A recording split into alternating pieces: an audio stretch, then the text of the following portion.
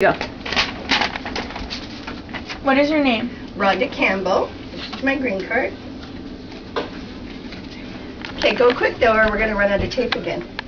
It's my green card and my passport from Canada.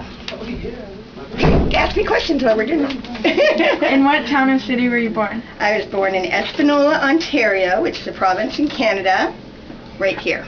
How old were you when you first arrived in the U.S.? 18. What year was it? 1984. Describe your homeland. What language did you speak? My homeland is Canada, and we spoke English, but we also spoke French. It was mandatory to study French from kindergarten all the way through school. How did your community differ from where you live today? My community had less than 5,000 people and two stoplights, and I moved to Los Angeles, so it was very different. What foods did you eat? At dinner time, potatoes were always served at every meal, and it was a lot of like meat and potatoes type thing. Did people dress differently there than they do in the United States? Yes, they dressed a lot more simply. They wore a lot of flannel shirts and a lot of more rugged, like what you would call outdoorsy type clothes, and warmer clothes. What do you miss about Canada? I miss the clean air and the simple life. Why did you or your family leave your native country? My father sent me here when I was 18 because his sisters had moved here when they were young women, and he wanted me to have more opportunity in life. So I came to be a nanny when I was 18. Describe your trip to the United States. What obstacles did you have to overcome?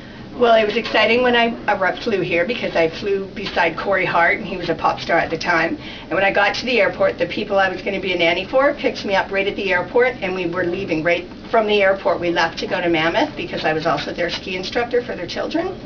So, and from that day on, I was their endangered servant, basically. Not endangered, what's the word? You know what I mean. Anyway, go on.